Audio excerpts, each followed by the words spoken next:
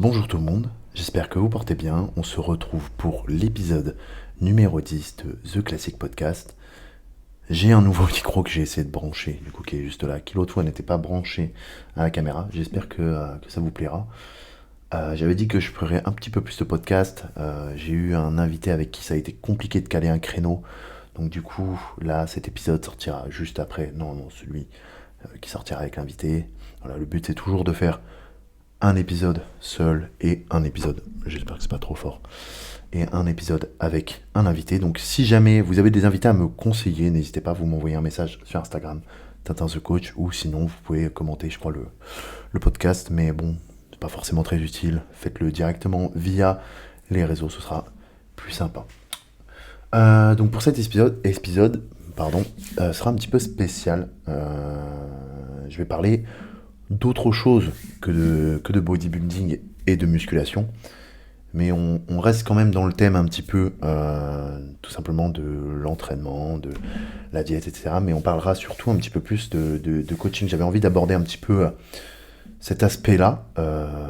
Non pas que je sois légitime ou quoi que ce soit, c'est que vu que ça fait 3 ans bientôt que je suis coach, j'avais envie d'en parler un petit peu, les erreurs que j'ai pu avoir, parce que j'en ai fait des nombreuses, les différents points à aborder, notamment liés au business en lui-même, et aussi tout simplement à la mentalité que vous avez par rapport à ça, et même si c'est pas forcément dans le coaching, rien que la création en fait d'un business par rapport à mon expérience. C'était quelque chose que j'avais envie d'amener, tout simplement parce que je me suis beaucoup remis en question. J'ai fait quelques formations quand même, business, et j'ai fait aussi des formations annexes pour le fitness, mais ça c'est pour le coaching, mais ça c'est différent. C'est vraiment la partie un petit peu création en fait d'un revenu en ligne, ou pas forcément en ligne, mais création tout simplement d'un business que je voulais aborder, et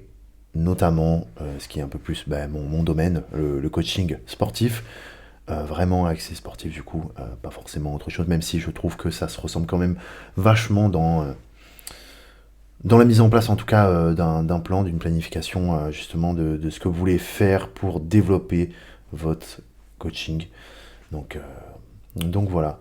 Ça servira potentiellement, j'espère, à certaines personnes qui souhaitent se lancer, ou d'autres personnes qui se sont lancées mais qui n'arrivent pas à faire fructifier leur coaching. Leur montrer aussi que j'ai eu des grosses phases de creux, et qu'à l'heure d'aujourd'hui, je suis toujours pas pour moi un coach accompli. D'ailleurs, c'est quelque chose que je veux bien mettre au clair, que pour l'instant je me considère pas comme coach accompli, que pour moi je n'ai pas réussi à atteindre un niveau que je souhaitais atteindre déjà quand même l'année dernière. Donc voilà, comme quoi les choses prennent plus de temps des fois que ce qu'on souhaiterait, et que malheureusement c'est plus complexe que ce qu'on pense. Donc voilà. Déjà au niveau du coaching online, il faut savoir que moi je me suis lancé, du coup j'étais à la fac, donc forcément c'était l'objectif un petit peu. J'avais créé mon compte Instagram directement avant mes études pour simplement pouvoir me lancer assez rapidement par la suite. Donc j'avais déjà mis en place une certaine communauté, j'avais pas mal fédéré autour de ma personne, autour de mon attitude, de mon comportement, de tout simplement ma personnalité. J'étais un petit peu plus déjanté à cette époque-là, pour ceux qui me suivaient, qui me connaissaient. Je suis quelqu'un, j'adore l'humour, j'aime vraiment faire des conneries et dire des conneries. Pour mes proches, ils savent de quoi je parle. Et le truc, c'est que du coup, j'avais vraiment axé mon contenu et ma personnalité autour de ça. Donc, je m'étais vraiment créé un personnage indirectement, sans vouloir le faire, hein, autour de ça. Donc, quelqu'un qui se prenait pas la tête, mais malheureusement aussi qu'on prenait pas forcément au sérieux. Et ça, c'est un point sur lequel je reviendrai plus tard, qui est très important dans ce milieu-là. Donc, déjà, à cette époque-là, je savais que je voulais faire du coaching en ligne. Je savais que je voulais partir là-dessus. J'avais arrêté mon boulot qui était d'être. J'étais militaire quand j'ai su que je voulais être coach. J'étais militaire, et puis ensuite, par la suite, du coup, j'ai su que je voulais faire du coaching en ligne, on va dire, allez, juste avant ma rentrée à la fac. Il faut savoir que j'ai fait une licence TAPS, donc ça m'a mis 3 ans en plus du boulot que j'avais commencé. Donc j'ai fait ma reprise d'études, j'étais un peu plus âgé que les autres et je savais déjà où je voulais aller. Donc c'est déjà un truc qu'il faut savoir, c'est avant même de vouloir se lancer dans le coaching, essayer de définir où est-ce que vous voulez aller, d'accord. Moi par exemple je savais déjà que je voulais aller en salle, en ligne, pardon, mais potentiellement commencer en salle de sport peut être hyper intéressant. Donc même si vous voulez être coach en ligne, donc déjà définissez un petit peu si vous voulez être coach en ligne, coach en salle, ou même si vous n'êtes pas réellement sûr, au moins déjà ça vous donne une piste pour pouvoir vous y retrouver. Moi ce que je vous conseille c'est de ne pas rester fermé, parce que l'un comme l'autre peuvent venir plus facilement à vous. Imaginons que vous êtes beaucoup développé sur les réseaux, mais vous voulez faire du coaching en salle, ne vous limitez pas qu'à ça. Ok. Il y a des points positifs dans chacun hein, et des points négatifs dans d'autres, sachant que j'ai pas énormément travaillé en salle, donc je pourrais pas trop donner mon avis là-dessus. J'ai travaillé exactement 3 mois en salle de sport, 3 ou 4 mois, donc je peux pas forcément donner mon avis. Par contre, je peux dire ce qui m'a déplu et ce qui a fait que j'ai voulu assez vite couper court avec le métier de coach en salle.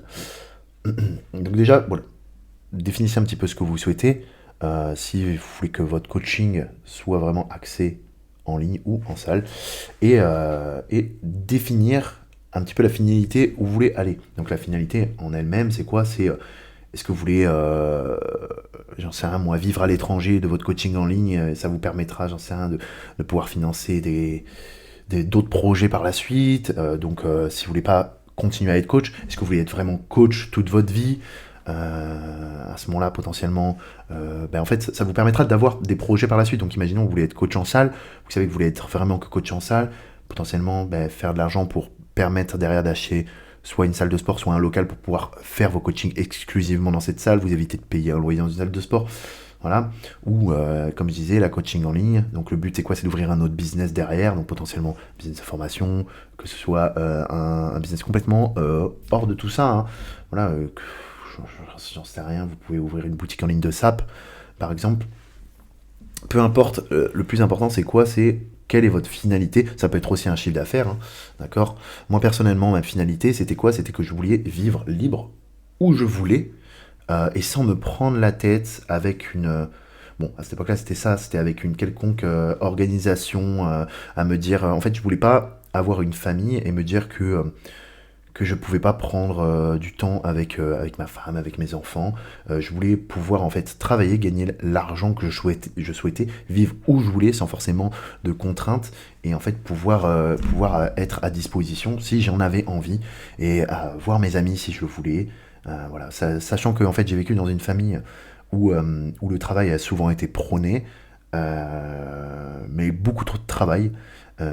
Du coup, j'ai eu un petit peu une cassure avec ça qui m'a fait me dire que je voulais, étant plus âgé, si un jour j'avais une famille, pouvoir être présent pour ma famille, pour mes amis, parce que je me rends bien compte que ça fait partie aussi de la santé mentale, ça fait partie aussi de quelque chose qui est vertueux, d'avoir des amis, d'avoir des proches. Il n'y a pas que ça, hein, il y a plein d'autres choses aussi qui permettent d'avoir une bonne estime de soi et de pouvoir se développer personnellement, mais je trouve que trop travailler, à l'inverse, peut aussi provoquer justement certaines personnes des burn-out, d'autres personnes vraiment un isolement, et c'est pas du tout quelque chose que je voulais. Néanmoins, j'étais conscient qu'il fallait, voilà, il fallait par moment devoir mettre les bouchées doubles et se retrouver un petit peu plus seul. Donc j'en avais conscience. Donc ça, c'était un truc qui est hyper important à définir, je trouvais personnellement, moi en tout cas. Et ensuite, comme je vous ai dit, je vous ai parlé un petit peu de mon personnage par le passé. Donc voilà, j'étais jeune, hein, je crois quand j'ai créé mon compte, j'avais 20 ans. Bon, pour d'autres, il y en a qui sont très matures à 20 ans. Moi, j'étais très mature sur certains sujets, mais pas forcément sur tout. Et encore à l'heure d'aujourd'hui d'ailleurs. Et du coup, forcément, j'ai énormément fédéré autour de ma personnalité, qui était un peu extraverti, très très extravagant, surtout sur les réseaux sociaux. Dans la vraie vie, je l'étais aussi, mais beaucoup moins, c'est-à-dire que je l'étais beaucoup plus avec mes amis que ce que j'étais avec des personnes que je ne connaissais pas. Donc voilà. Et en fait, ce personnage-là, m'a permis d'avoir une petite communauté, mine de rien, à cette époque-là, quand vous étiez sur Instagram en 2020, 2019, 2019, 2018-2019, que vous avez 3000 abonnés, c'était quand même pas trop mal. Moi, c'était à peu près le cas. Bon, j'ai pas beaucoup pris d'abonnés depuis, mais voilà, j'avais pas mal d'interactions, ce qui me permettait quand même de. En fait, si un jour je voulais lancer mon coaching, si je voulais lancer un produit ou si je voulais lancer, j'en sais un moi, si j'avais un partenariat, je savais que ça pouvait potentiellement marcher, sachant que à cette époque-là, on me demandait déjà du coaching, sauf que je n'en faisais pas. Voilà, pour moi, j'étais pas coach, j'avais pas de diplôme, je voulais pas faire ça parce que j'avais pas envie de me rajouter cette pression-là. Et puis j'ai respecté trop ce boulot-là pour pouvoir me dire que je me lançais alors que j'étais même pas assez formé pour moi. Parce que lire 3 bouquins de Gundil et de la vie, ça ne sert à rien. Enfin, ça sert, mais pas suffisamment pour coacher. Du coup, voilà. Et en fait, ce personnage-là, j'ai bien compris que ça plaisait. Néanmoins, quand j'ai voulu me lancer dans le coaching, ça a été plus compliqué que ce que je pensais. Donc j'avais certaines personnes qui me disaient qu'elles étaient intéressées, mais voilà, toujours le problème financier. Et même en fait, quand je proposais, voilà, parce que moi c'est quelque chose que je vous conseille, hein, c'est ne restez pas fermé juste au prix en vous disant ah non, j'ai pas envie de rabaisser mon coaching, j'ai pas envie de rabaisser le prix, j'ai pas envie d'essayer de me vendre plus que ce que ça ne l'est déjà.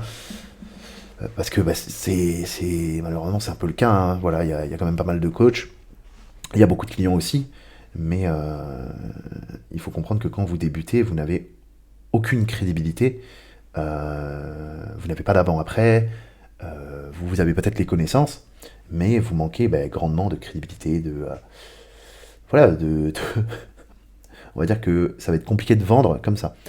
Donc c'est pour ça que dans un premier temps, moi ce que je conseille c'est d'avoir des clients gratuits, d'accord. Des personnes, des amis, des proches, des personnes qui ont envie de perdre du poids. Je vous conseille d'ailleurs de vous pencher principalement vers les personnes qui veulent perdre du poids, autant en salle de sport hein, en coaching online. Ce qui est bien, c'est qu'en coaching online, vous avez quand même des photos, des trucs à partager. En salle de sport, ça se verra pas forcément, mais ça se fera surtout par du bouche à oreille que ça se fera. Puis, si on vous voit coacher les gens, surtout en salle de sport, les gens qui voient d'autres gens coacher, moi je crois que c'est là d'ailleurs quand j'étais en salle de sport hein, où j'ai ramassé le plus de clients, c'est quand je faisais du coaching presque toute la journée, donc j'avais peut-être allé 5-6 coachings sur la journée.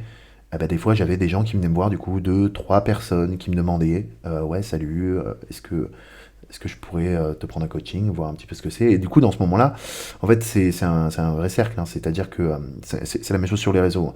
Plus vous êtes pris, plus aussi vous montrez que vous êtes pris, parce que ça, c'est important. Plus vous montrez que vous êtes pris par votre travail, que vous avez beaucoup de clients, plus les gens vont être contents d'avoir un coach. Parce qu'on ne veut pas un coach que personne n'a. Hein. On ne veut pas un coach qui n'a pas de clients. Tout le monde veut un coach qui a des clients. Et c'est indéniable. Les gens diront ouais non c'est pas vrai. Moi ce que je veux c'est les connaître. Non non. Ce que tu veux c'est un bon coach qui soit reconnu, un coach tu sais qu'en fait limite il te donne ta chance. Donc le personnage que je m'étais créé au début ne convenait pas forcément. J'ai bien vu dans le coaching du coup que c'était un petit peu plus compliqué. C'est-à-dire que comme je vous ai dit il avait le manque d'argent, des trucs comme ça. Donc on reviendra sur cette partie argent un petit peu plus tard. Mais du coup, j'ai bien vu qu'il fallait que je change un petit peu ma personnalité, de montrer un peu plus de sérieux. Et j'ai petit à petit commencé à bifurquer avec les années en grandissant, en étant un peu plus mature aussi, forcément. J'ai bien vu que le fait d'être un peu plus sérieux, de montrer que tu as des connaissances, de montrer que tu fais du bon travail, de montrer que tu sais de quoi tu parles, ça a aidé quand même pas mal. Euh, et mine de rien, les gens apprécient. C'est normal. Comme j'ai dit, on veut un coach qui a des connaissances, on veut un coach qui est bon dans ce qu'il fait, un coach qui a des clients. On veut en fait un bon coach. Personne veut le mauvais coach. Voilà. Et quand bien même le mauvais coach il est à 50 balles et le bon coach il est à 150, on va vouloir le bon coach à 150. Ce qui est normal. Ce qui est complètement normal. En tout cas, personnellement, je trouve que dans ce milieu-là, c'est pas comme acheter un truc sur AliExpress ou acheter un truc dans une boutique à côté qui va coûter 3-4 fois plus cher, où on va très souvent privilégier la moins bonne qualité parce que c'est moins cher. Là, pour un coach, on va quand même, les gens, j'ai l'impression, ont tendance quand même à privilégier, en tout cas, de mon point de vue, le coach qui est bon, quoi. Après, il y a des coachs qui sont bons et des coachs qui se font passer pour bons. Et ça on y reviendra un petit peu plus tard. Mais je vais vous donner des petites astuces pour les déceler. C'est super facile. Donc voilà. Donc comme j'ai dit, il faut être soi-même. Il faut appuyer son personnage. Moi, j'ai un petit peu changé, tout simplement en étant un peu moins extraverti. J'ai gardé toujours une petite part d'humour. J'aime toujours le faire. C'est super important. Je le fais surtout avec mes clients, plus que quand je le fais lorsque je suis lorsque je fais des vidéos, etc. Lorsque je tourne des trucs. J'essaye de le faire un peu plus quand je suis en coaching directement. euh, Parce que je suis comme ça, je montre un peu plus ma personnalité. C'est pas pour autant que je vais être pote avec mes clients. Il y en a avec qui je m'entends très bien, avec qui ça match assez vite. Mais je garde toujours cette petite distance, tout simplement parce que j'ai déjà fait les frais par le passé d'être trop proche de mes clients.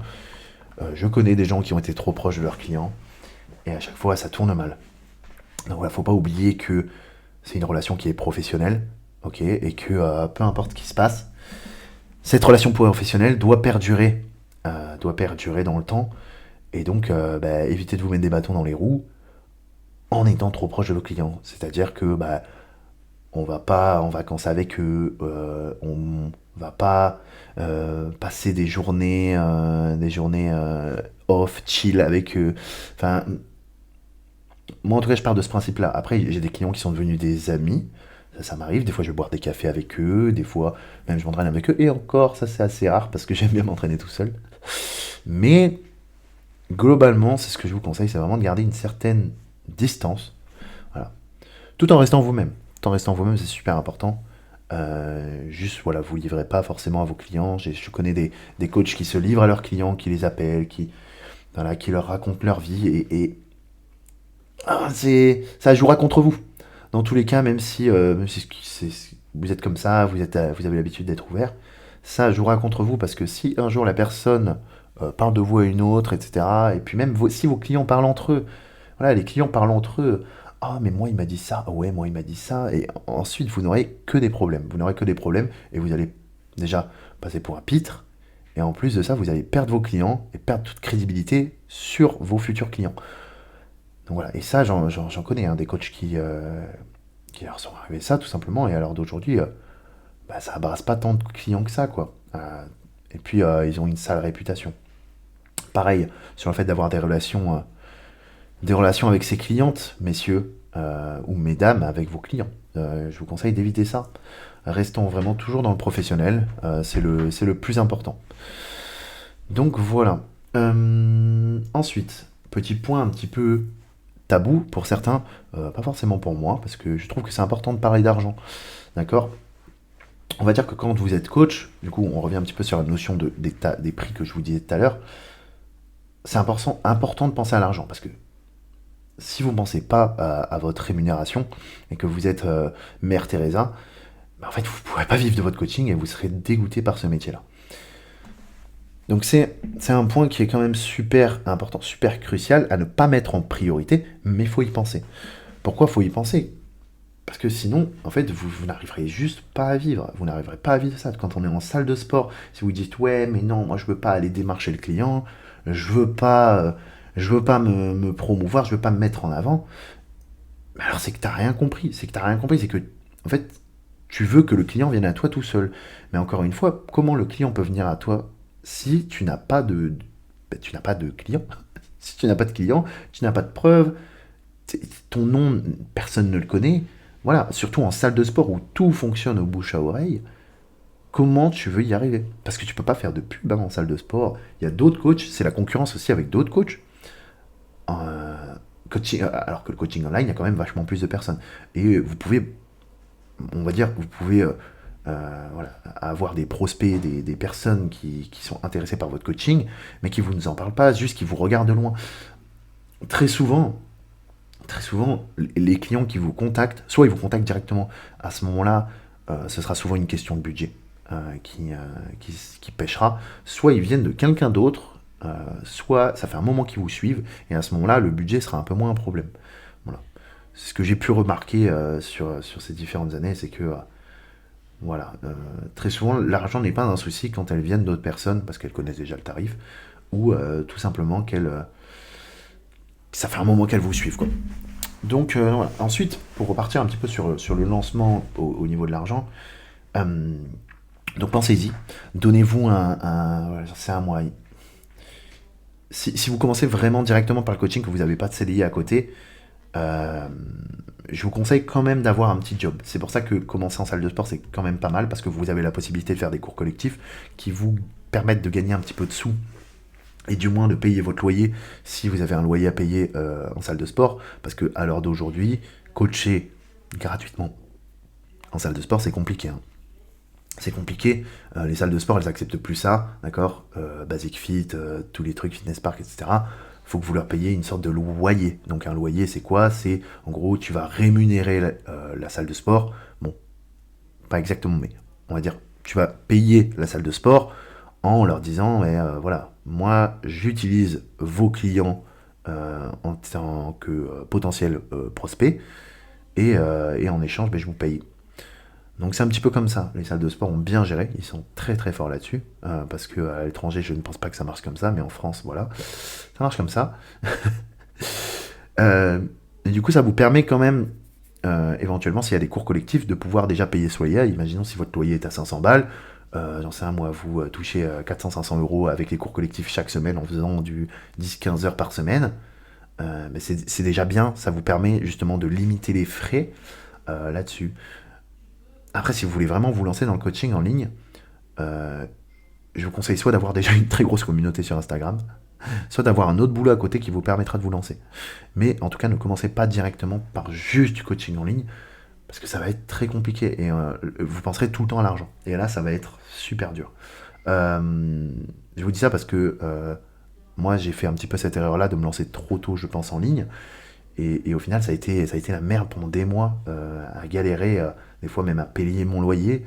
Je suis pas fier de ce que je dis, mais ça m'est arrivé de devoir même, bah, voilà, pas forcément payer ma nourriture, mais c'est pour vous dire que ça a été compliqué pendant une période quand j'ai commencé.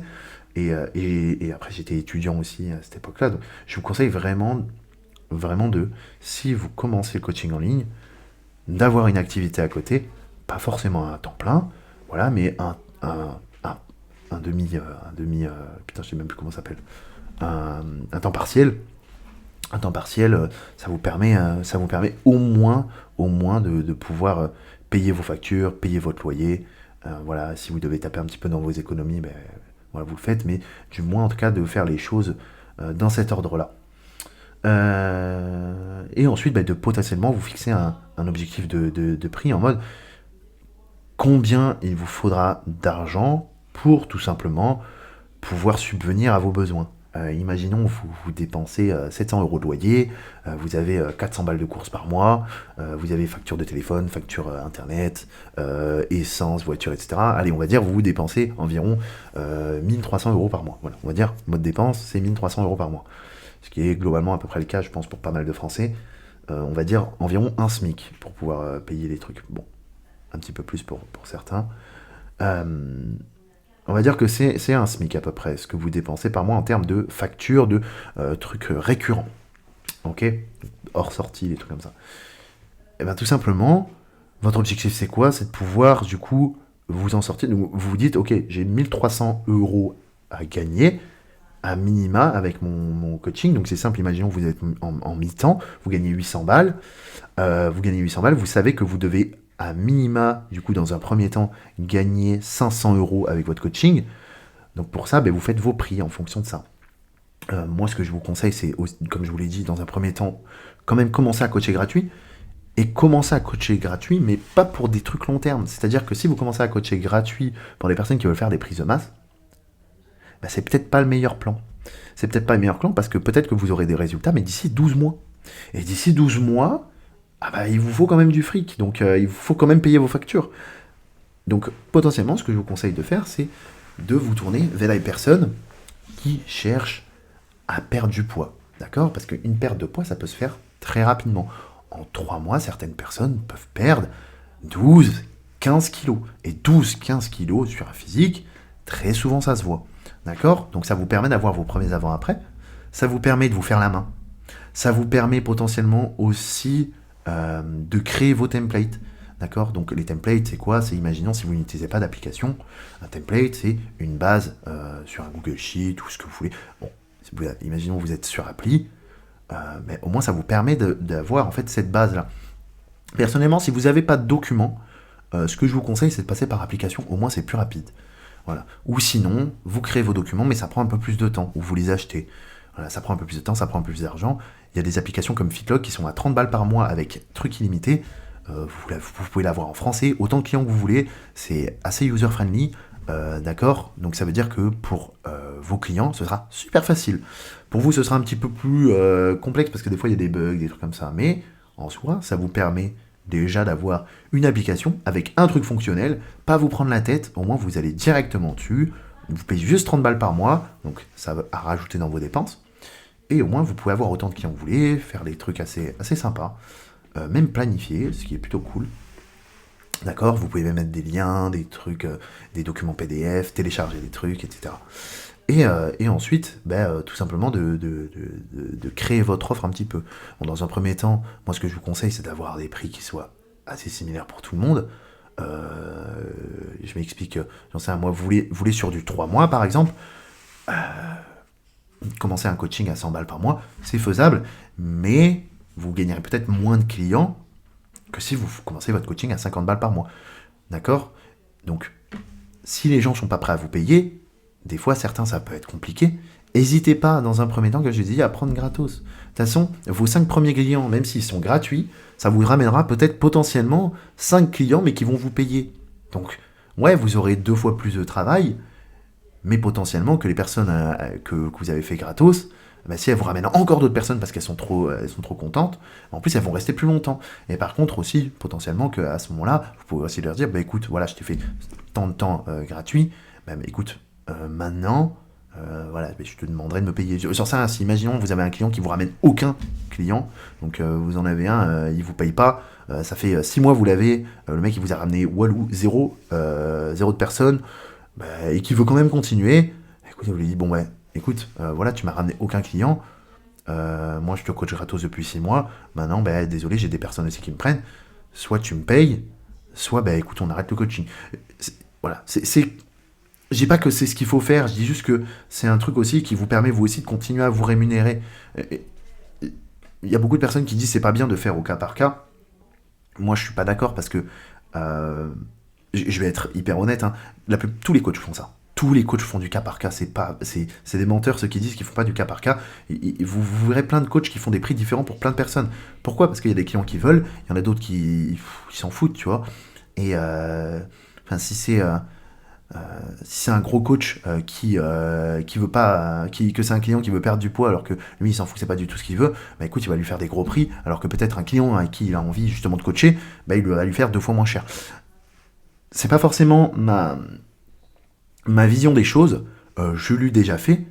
Ça m'arrive des fois de faire des petites fleurs à certains clients qui ont des fois pas le budget, et du coup les faire payer par exemple plusieurs mois d'un coup, mais du coup ça revient moins cher au mois. Ça m'arrive de faire des trucs comme ça. Mais pensez pas que les coachs font toujours le même prix. Ça c'est vraiment, c'est faux. C'est faux. C'est du mensonge. C'est à la tête du client aussi. Donc moi je vous dis de le faire aussi. Je dis pas que vous devez faire payer 3-4 fois plus cher une personne. C'est pas du tout ce que je dis. Ce que je dis juste c'est que si vous voyez qu'une personne elle est intéressée vraiment par votre coaching, qu'elle veut faire bien les choses, et qu'elle n'a pas le budget, n'hésitez pas à vous brader. Vraiment, surtout si vous êtes au début. Donc voilà, dans tous les cas, personne ne le saura. Et la personne, elle en sera que plus contente et que reconnaissante. Après, si vous voyez qu'elle essaie de vous la mettre à l'envers, écoutez, là c'est à vous de gérer les choses à votre manière. Donc voilà. Voilà un petit peu pour la question, comment gérer un petit peu son business. Mon avis n'est autre que le fruit de mon expérience, mais il y a plein de personnes qui pensent différemment de moi, et je le conçois. Ensuite, en fonction de ce que vous voulez faire, du coup, si vous voulez faire coach en ligne, coach en salle, pensez à ce que vous voulez mettre en avant.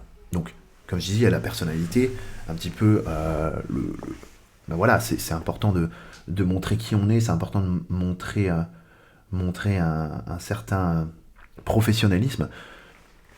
Si comme moi, je vais vous donner mon exemple, tout simplement, vous souhaitez mettre en avant un peu plus vos connaissances, le fait que ben voilà, vous êtes quelqu'un qui aime se renseigner, qui aime apprendre, qui aime évoluer, qui aime progresser, qui aime profondément ce qu'il fait.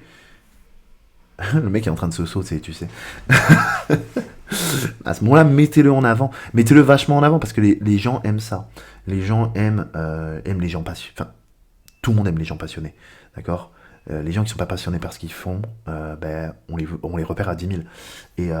Et en fait, ça se sent. Ça se sent. Et du coup, le fait de forcer là-dessus alors que t'es pas passionné, très souvent, tu perds de l'engouement autour de toi. Et, euh, et c'est triste. Mais c'est vrai. Donc, pensez à ce que vous voulez mettre en avant. Donc si vous êtes par exemple sur les réseaux, ça sera vraiment dépendant de votre clientèle. Vous voulez pas coacher d'athlètes, vous voulez coacher monsieur, madame, tout le monde, ce qui est complètement louable. D'accord. Monsieur, quand je parle de monsieur, madame, tout le monde, euh, c'est des personnes qui veulent perdre du poids, c'est des personnes qui souhaitent se remettre en forme, c'est pas des personnes qui souhaitent en fait vraiment pousser la musculation à son paroxysme, c'est des gens qui vont faire peut-être 2, 3 séances dans la semaine. Certains vont peut-être même pas faire de training musculation, vont peut-être avoir un autre hobby à côté, comme j'en sais rien, moi du basket, tiens, moi j'ai un gars qui fait de la lutte et du bras, et un autre qui fait des bras de fer. On s'en fout. Le plus important, c'est quoi? C'est que vous, sur les réseaux, vous mettiez en avant vraiment le type de clientèle que vous recherchez. D'accord. Beaucoup de personnes vont dire putain, ça m'énerve, je coach pas du tout les gens que je veux, j'ai que des clients comme ça, alors que moi, c'est pas du tout ce que je souhaite. Le truc, c'est que votre communication sur les réseaux sociaux laisse paraître complètement autre chose. Donc, imaginez, je souhaite coacher des femmes pour de la perte de poids. Vous mettez des avant-après d'hommes, vous parlez, ça c'est un truc, je ne veux pas qu'on me prenne pour un sexiste ou quoi, mais les femmes, très souvent, s'en foutent de l'entraînement. C'est quelque chose qui est vrai, c'est que très souvent, si vous parlez d'entraînement sur les réseaux sociaux, un homme sera beaucoup plus attiré par l'entraînement qu'une femme. Je dis pas que les femmes sont pas attirées par l'entraînement, et qu'elles aiment pas connaître certaines choses. Je dis juste que les hommes ont plus cette tendance à venir essayer de chercher un petit peu plus le pourquoi du comment à l'entraînement, comment on peut mieux faire, que les femmes. D'accord. Et je vous parle en connaissance de cause, parce que moi je parle beaucoup d'entraînement. La preuve en est que j'ai beaucoup plus d'hommes qui viennent me poser des questions. Euh, et en fait, ce que je remarque, alors que pour autant, par le passé, je parlais d'autre chose que d'entraînement, je parlais beaucoup plus de diète, et je coachais beaucoup plus de femmes. Et je dis pas que les femmes, du coup, sont pas intéressées par ça, et que les hommes sont pas intéressés par la diète. Je dis juste qu'on a vraiment... En fait, on a vraiment... il faut vraiment avoir un contenu, en fait, qui soit axé sur les personnes que tu souhaites coacher. D'accord. C'est ça qui est très important. Donc tu veux des gens qui veulent des transformations incroyables en très peu de temps et perdre du poids, tu partages que ça. Tu peux partager comment tu l'as fait. Tu peux partager ce que tu as mis en place. D'accord. Tu veux des gens qui soient férus d'entraînement, qui adorent ça, qui cherchent à optimiser tout. Tu parles de ça. Tu parles d'optimisation de l'entraînement, tu parles d'optimisation de sa diète, d'optimisation de l'organisation. Tu cherches à coacher des athlètes parce que tu adores ça, parce que c'est un truc vraiment, tu kiffes. Même si tu n'as pas forcément l'expérience, déjà tu te renseignes et ensuite tu parles de ça. Et plus tu avanceras dans le temps, plus tu pourras parler de sujets un petit peu plus pointilleux. Donc dans un premier temps, j'en sais un, moi, tu veux parler de physiologie interne.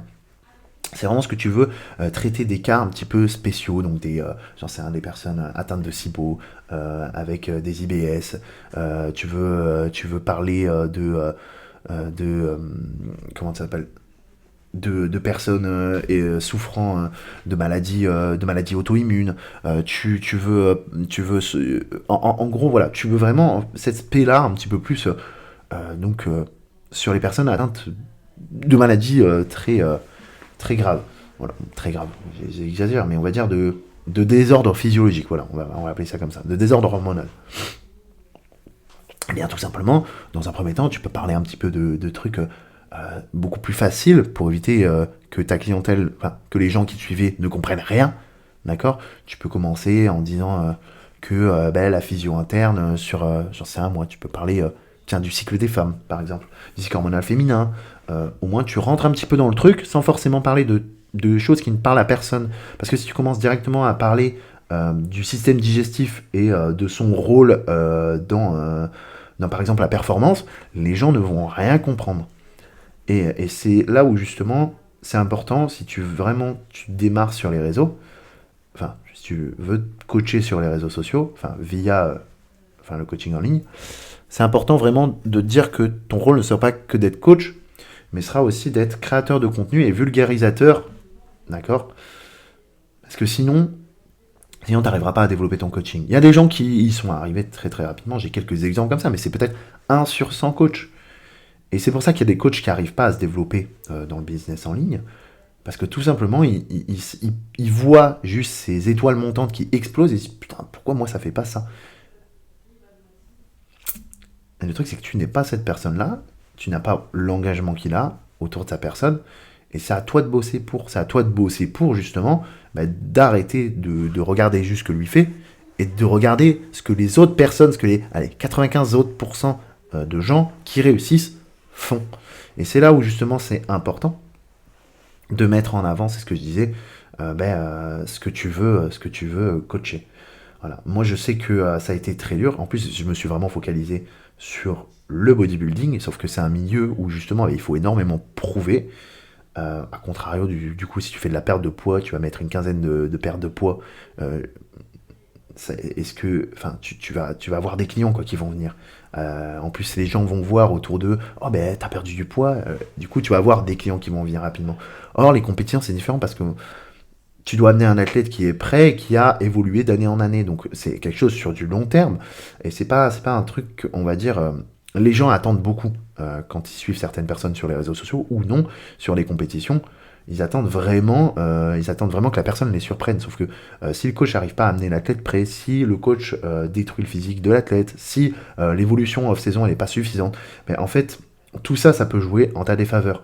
Et c'est là où justement, c'est un milieu qui est très complexe, qui est aussi très hypocrite, parce qu'il y a des gens qui vont te chier à la tronche et balancer des trucs, des inepties sur toi, alors que il n'en est rien, tu vois. Pour toi, tu as fait ton taf. Moi, ça m'est déjà arrivé par le passé. Et je sais qu'on m'a déjà chié dessus. J'avais fait un post d'ailleurs il n'y a pas longtemps là-dessus. Alors que j'étais tout jeune dans le milieu, mais je suis pas du tout quelqu'un qui se la racle. Personnellement, moi, c'est vraiment un sport que j'aime et que j'aime profondément. Et en fait, d'entendre des fois des trucs comme ça me désole parce que je me dis, si t'es. Personnellement, je m'en fous, tu vois, j'avais rien à prouver à personne, à part à moi-même, et du coup, c'est pour ça d'ailleurs, j'ai vraiment foutu mon ego de côté, j'ai appris des choses, mais je me dis, quand t'es un jeune coach qui cherche à te lancer là-dedans, à te lancer dans le body, putain, mais si t'es facilement atteignable par toutes ces conneries, laisse tomber, ça doit être super dur. Et du coup, c'est un truc que je trouve vraiment important, c'est de vraiment mettre en avant sur les réseaux sociaux ce que vous voulez en fait coacher, quel type de clientèle vous voulez coacher, sans forcément dire je veux coacher ça, mais voilà, je vais redonner mon exemple. Moi par exemple, actuellement, j'ai plein d'avant-après, hein, de sèches, de trucs comme ça, de personnes qui ont fait une prise de masse, mais je les mets pas en avant parce que ça ne m'intéresse pas en fait d'avoir des clients juste lifestyle. Moi je cherche des athlètes, donc je mets beaucoup plus en avant des athlètes et des trucs en fait qui parlent à des athlètes plutôt que de mettre en avant des personnes, monsieur, madame, tout le monde, même si ça fait partie aussi de ma clientèle. J'ai quand même beaucoup d'athlètes actuellement, mais j'ai aussi, allez, j'ai à 50% d'athlètes, 50% de clients lifestyle. Donc voilà, moi c'est vraiment ce que je vous conseille. Euh, et comme je disais, si vous voulez être coach en ligne, n'oubliez pas que vous êtes aussi créateur de contenu. Donc, si vous voulez des clients en ligne, il faut créer du contenu. Donc ouais, vous serez à moitié influenceur pour ceux qui n'aiment pas ce mot, comme moi. Et pareil, si vous voulez être coach en salle, il faut être en salle de sport. Attendez pas à avoir des clients juste comme ça, en mode oh ben il y a un nouveau client qui a signé, il va sûrement me prendre en coach. Ça marche pas comme ça. Ça marche pas comme ça. Et ça, c'est un truc que j'avais du mal à comprendre avant. Je me disais, mais non, j'ai pas envie d'être le gars qui va démarcher des sites. Et c'est pour ça que j'ai quitté la salle de sport, parce que c'était quelque chose que j'aimais pas. Je me disais pareil sur les réseaux, non, j'ai pas envie de démarcher, etc. Et au final, les meilleurs clients que j'ai récupérés, c'est moi-même qui leur ai envoyé un message. Bon, pas tous, mais les clients certains clients que j'ai à l'heure d'aujourd'hui, qui sont avec moi, c'est moi qui leur ai envoyé un message, c'est moi qui ai discuté avec eux, et eux qui ont commencé à s'intéresser à ce que je faisais. Bon, des fois, il y en avait qui s'intéressaient déjà, mais du coup, le fait de leur parler, ça leur a ouvert la porte, tout simplement, au fait de me prendre en tant que coach. Donc, euh, donc voilà. Donc, je suis contre la communication très commerciale, mais je suis pour le fait de... Voilà, un coach il a le droit aussi de vouloir un client et d'aller le démarcher. Et les gens qui trouvent que c'est dégueulasse, j'ai déjà entendu des trucs comme ça de certains coachs. Il allait démarcher des clients à moi. Bah oui, mais il a le droit de faire ce qu'il veut. Enfin, s'il pense que le client il serait mieux avec lui, il a le droit de le penser. Après, de dénigrer un coach pour pouvoir se sentir supérieur et dire je suis meilleur que lui, je pense pas que ce soit le meilleur des trucs non plus. Et ça, j'en ai entendu aussi. Euh, mais par contre, prouver que tu es meilleur qu'un autre coach, tout simplement en lui montrant par A plus B que tu as plus de connaissances que lui, ou que, pas forcément que ce qu'il fait faire, c'est pas bon, parce que moi je pars du postulat que si un coach veut faire quelque chose, c'est quand même qu'il a conscience de ce qu'il fait, et que tout simplement, il le fait pas pour rien, d'accord. Et des fois, même des très grands coachs, hein, je vois certains trucs, bon, très souvent actuellement ça tourne plus autour des protocoles de stéro. Quand je vois certains protocoles, je me dis, avant je me dis mais c'est n'importe quoi. C'est comme avant quand je voyais des diètes à 1400 cal, je me dis c'est n'importe quoi. Mais à l'heure d'aujourd'hui, je me dis plus ça, et d'ailleurs, genre, c'est une personne qui m'a vraiment poussé à ne plus avoir cette vision-là, et de me dire, ok, très bien, cette personne-là est sûrement meilleure que moi, pourquoi est-ce qu'elle fait ça? Et ça m'a permis de grandir. Ça m'a permis vraiment de grandir et de me dire, ok, pourquoi est-ce qu'elle fait ça? Par contre, des fois, quand je vois des conneries, des inepties sans nom, là, ça m'énerve, ça a le don de me faire monter. Des fois, j'ai des clients qui m'envoient des trucs, oui, regarde, lui, il a dit ça, mais je vais lui dire, écoute, ben moi, je vais t'expliquer pourquoi ce qu'il dit, c'est faux. Voilà. Je suis pas du tout le type de gars à dire, non, c'est de la merde. Si je te dis que c'est de la merde, je t'explique pourquoi, et je te dis de A à Z pourquoi c'est pas juste ce qu'il dit. Je peux aussi me tromper, d'accord. Mais des fois, ça m'arrive même de me tromper et de pas être d'accord avec des gens. Et derrière, ensuite, si les personnes me démontrent que j'ai tort, ou tout simplement si moi je me rends compte que j'ai tort, je rectifie le tir, et je change un petit peu de mon fusil d'épaule. Mais c'est super important en tant que coach d'ailleurs, de toujours vous former là-dessus. Euh, Pas forcément sur Instagram, parce que vraiment on voit beaucoup beaucoup de bêtises. Mais rien que de discuter avec d'autres coachs, de voir un petit peu les gros coachs qui font, pourquoi est-ce que ils font ces trainings là, pourquoi est-ce qu'ils font des diètes comme ça, pourquoi est-ce qu'ils s'entraînent comme ça, pourquoi, euh, pourquoi est-ce qu'ils font des protos comme ça, voilà. C'est quand même intéressant, et personnellement je trouve que on apprend énormément quand même des très gros coachs, malgré ce que certains peuvent penser que c'est de la merde des fois ce qu'ils font. Bah, ils amènent quand même des très bons, là je parle vraiment du bodybuilding, des très bons athlètes à très haut niveau et avec des très bons physiques. Donc voilà, s'ils ne meurent pas avant. Donc voilà un petit peu ce que je voulais expliquer au niveau du coaching. Je pense que j'ai fait à peu près le tour. Et pour tous les autres business, c'est un peu la même chose. C'est là où je voulais revenir un petit peu, c'est que vous prenez pas la tête à vous poser 15 millions de questions avant que les choses n'avancent dans le bon sens. C'est-à-dire que très souvent, les gens, ils vont attendre que tout soit parfait avant de passer le cap. Et ça, je trouve ça complètement bête. C'est pour ça que je vous dis, attendez pas forcément d'être formé avant de coacher des gens gratuitement. Attendez pas d'être formé avant de lancer votre compte Instagram. Attendez pas. d'être, d'avoir un diplôme avant de faire les choses, euh, bon, en soi, on en pense qu'on veut. Moi, je pense qu'un mec qui est en train de passer un diplôme de coach et qui se met à coacher avant, pour moi, c'est pas un problème. Un mec qui est en train de se former à la nutrition et qui donne des diètes, pour moi, c'est pas un problème. Il y a des gens, ils vont râler là-dessus. Moi, je pars du principe que il y a des coachs qui ont des diplômes et qui sont complètement éclatés, qui savent même pas où se situe le grand dorsal. Donc voilà, il y a à quoi sert ce muscle. Et non. Donc je pars du principe que si un mec il en veut, il veut apprendre, il veut se développer et qu'il y arrive et qu'il est bon là-dedans, ben vas-y mec, fonce. Une nana pareille. Hein. Donc voilà. Pour les femmes d'ailleurs, il y a, il y a un truc quand même parce que ben forcément moi j'ai ma compagne aussi qui est avec moi. Les femmes c'est beaucoup plus dur quand même de se développer, je trouve, que les hommes. Et c'est là où justement une femme pour moi elle doit aussi axer sa communication différemment. C'est-à-dire que très souvent les clients hommes ou femmes les clients hommes auront tendance à prendre un homme, les clients femmes auront tendance à prendre 50% un homme, 50% une femme. Donc en fait, le truc c'est que les femmes auront ce 50% de femmes en tant que clientèle et peut-être quelques pourcentages d'hommes, mais allez, à 95%, leur clientèle sera des femmes. Et du coup, ça réduit quand même vachement la clientèle possible. Et c'est pour ça que votre communication en tant que femme doit vraiment beaucoup plus s'axer, je pense, là-dessus.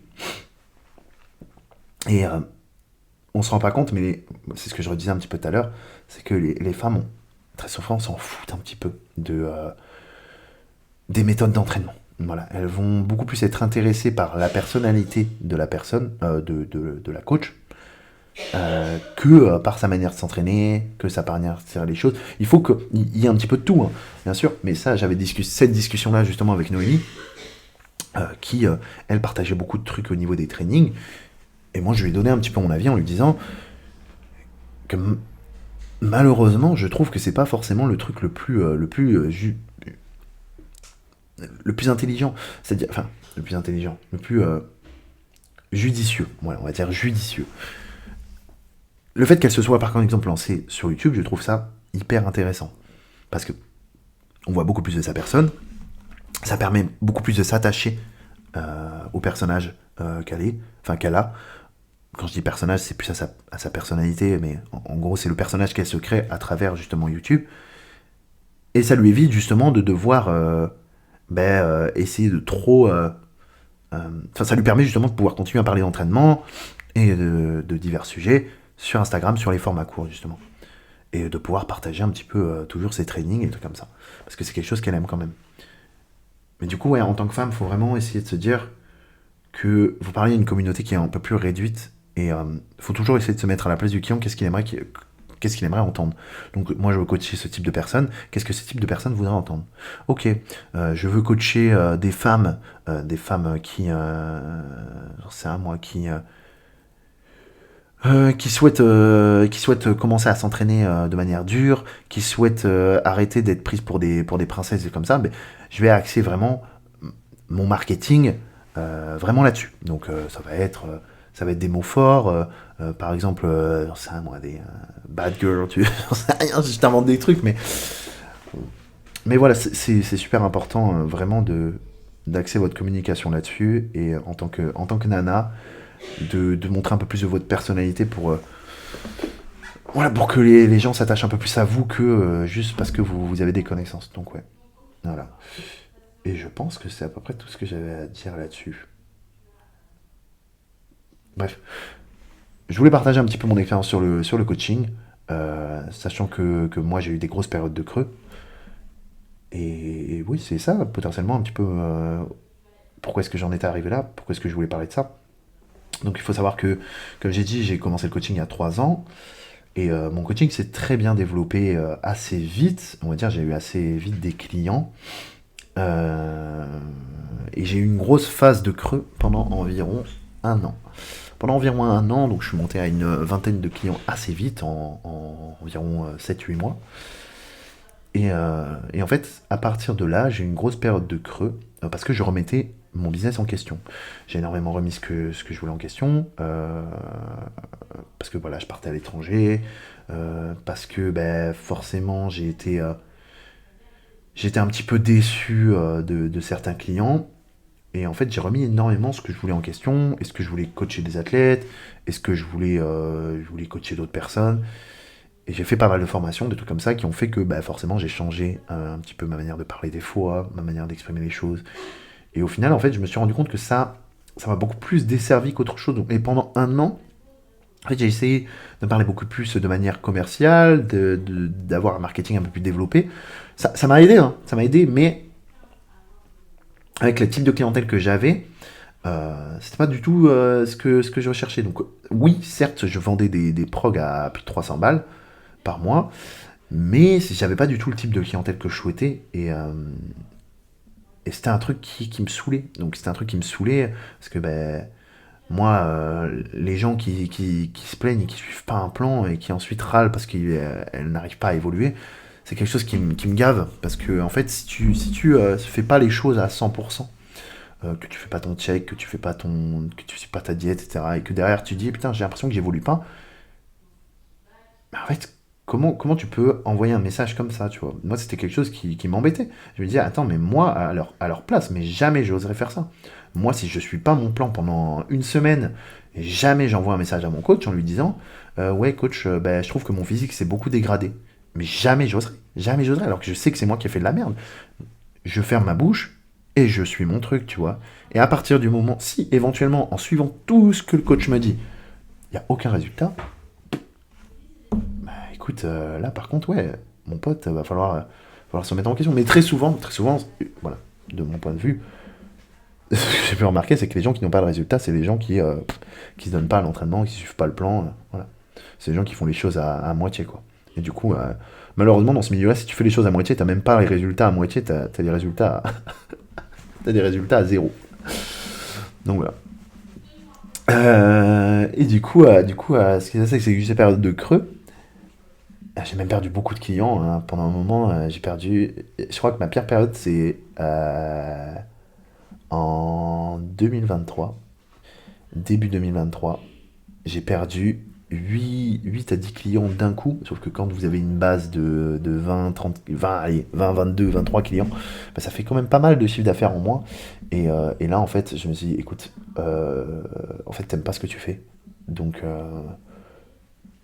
relance-toi dans ce que tu faisais, parce que t'aimais ça. Donc, j'ai baissé mes tarifs, j'ai repris les choses en main, j'ai repris mon coaching en main, et je me suis renseigné. Bon, j'avais déjà commencé à me renseigner depuis septembre 2000, ouais, à peu près, ouais, septembre 2023, ouais, 2, 22. Bref, j'avais commencé à vraiment. Non, c'est ça. En fait, j'ai eu toute cette période, cette année-là où c'était la galère, et autant pour moi. J'ai perdu beaucoup de clients vers la période ouais, septembre 2023. C'était plus vers cette période-là. Bref, on s'en fout. Mais j'ai commencé à vraiment me renseigner vers cette période-là, et j'ai quitte à payer de l'argent, voilà, j'ai payé des calls, etc. J'ai acheté des formations, mais vraiment pour les connaissances, et parce que, en fait, tout simplement, je voulais coacher des gens qui aimaient les connaissances. Et en fait, ce que j'ai remarqué, c'est que bah, ça a payé. Ça a payé parce que à l'heure d'aujourd'hui, par rapport à ce moment-là, j'ai peut-être doublé, voire triplé mon chiffre d'affaires. Et, euh, et en fait, à l'heure d'aujourd'hui, je peux vraiment bien vivre de mon coaching, chose que je ne pouvais pas faire avant, sans forcément regarder les factures, sans forcément me prendre la tête, à me dire, oh putain, qu'est-ce que je vais acheter, comment ça va finir à la fin du mois, je peux mettre de l'argent de côté, je peux investir, chose que je ne pouvais pas du tout faire avant. Ok. Et, euh, et le truc, c'est que bah voilà, j'ai repris ce que j'aimais faire, et je pense que ça s'est senti. Ça s'est senti dans mon coaching, ça s'est senti dans la personne. J'étais beaucoup plus serein, beaucoup plus sûr de moi. Et ouais, ben, j'ai repris en fait ce que j'aimais. Donc vraiment le bodybuilding, j'ai baissé mes tarifs, j'ai changé, j'ai reparlé de ce que j'aimais. J'ai commencé à me renseigner beaucoup plus sur la chimie que ce que je faisais. J'ai commencé à coacher des gens sous chimie. Ça s'est développé, les gens ont parlé de moi, les gens se sont renseignés. Et maintenant, à l'heure d'aujourd'hui, j'arrive à avoir des clients qui ont des très très bons physiques, qui ont déjà, par moment, lorsqu'ils m'appellent, contacté peut-être une dizaine de coachs, et des coachs dont je connais les noms, hein, qui sont même dans le milieu du bodybuilding, et qui ont préféré partir avec moi, plutôt que de partir avec ces gens-là, parce que tout simplement, je leur paraissais le plus cohérent dans ce que je disais, et le plus informé, et prêt à faire attention voilà, à ce que je faisais. et parce que je pars du principe que si je fais quelque chose, c'est que j'en ai les connaissances, c'est que j'ai la théorie, ou peut-être aussi la pratique. Après, c'est parce que je suis aussi quelqu'un de très bienveillant, je pense, avec mes clients, et que ça, c'est un truc qu'il faut vraiment avoir, être bienveillant, être bon, être ouvert. Un client peut savoir des choses que vous ne savez pas. Moi, ça m'arrive encore à l'heure d'aujourd'hui, qu'un client me dise quelque chose, je dis, bah écoute, je n'en sais rien du tout, tu m'apprends quelque chose. Voilà, il faut arrêter d'avoir de l'ego en tant que coach. Je trouve que c'est vraiment ce qui pourrit en fait votre potentiel lancé. C'est ne pas forcément avoir d'ego. S'il y a quelque chose que vous ne savez pas, vous pouvez dire que vous ne le savez pas et allez vous renseigner. Allez vous renseigner. Si c'est vraiment ce que vous voulez, si c'est vraiment... En plus, si c'est vers ce vers quoi vous voulez aller. Moi, dans mon cas, ça parle de produits. Des fois, ça m'est arrivé qu'un client me dise quelque chose. Je ne savais pas. J'ai fait, bah écoute, très bien, mais voilà. Tu sais quoi, tu m'as appris quelque chose, bah, je vais me renseigner. Et puis du coup, j'y vais, j'en apprends encore. Et puis des fois, même, je reviens vers lui en lui disant, bah écoute, alors c'est plus ça, pour ça, et voilà pourquoi est-ce que tu m'as dit ça. Et la personne, du coup, j'en apprends. Et puis, même la personne sera contente parce que, en fait, vous lui portez de l'intérêt à ce qu'elle dit, et en plus, vous montrez que vous n'êtes pas un con et que vous voulez en savoir plus, quoi. Donc voilà un petit peu le truc. Moi, à l'heure d'aujourd'hui, je sais que mon coaching se développe très bien. J'ai plus les problèmes que j'ai pu avoir. Pourtant, ça a été très compliqué à un moment, hein. Je voulais arrêter le coaching. Et vous aurez sûrement aussi envie d'arrêter, hein, si vous commencez maintenant, mais ne lâchez pas et remettez-vous en question. Remettez-vous en question. Foutez votre ego de côté. Ok, pourquoi est-ce que mon truc marche pas? Ok, est-ce que le problème c'est moi? Est-ce que le problème c'est ça? En fait, c'est un bon truc qu'on m'a appris dans la formation business, c'est est-ce que le problème c'est les clients qui viennent pas? Est-ce que le problème c'est dans mon coaching? En fait, voilà, c'est ça. Si vous avez des clients qui sont en coaching avec vous, qui partent, tous vos clients, voilà, vous arrivez à signer des gens, mais les gens partent, c'est-à-dire que le problème il est dans votre coaching, hein. Si jamais les clients restent, mais les gens qui viennent, ils ont du mal, c'est peut-être dans votre manière de parler, dans votre manière de transmettre l'information, ou peut-être tout simplement, des fois, c'est le bouche à oreille qui passe pas, parce que vos clients, même si vous êtes gentil, même si ça se passe bien, ils n'ont pas forcément les résultats escomptés. Donc voilà. Mais je vous conseille vraiment de vous poser les bonnes questions. Là, je vous ai transmis un petit peu certaines choses que je pensais. C'est parti un petit peu dans tous les sens, mais je pense que c'est un sujet qui plaira à quand même pas mal de personnes, et que ce soit dans tous les business, je pense que c'est la même chose. C'est le point principal qu'il faut se dire, c'est pas parce que quelque chose ne marche pas que c'est la fin, et c'est pas parce que vous pensez savoir quelque chose que c'est la vérité absolue. Foutez votre ego de côté, parce que c'est le pire truc, c'est le truc qui vous fera pas avancer. Alors, votre orgueil plus que votre ego, parce que votre ego vous poussera à des fois continuer, moi ce que je vous conseille.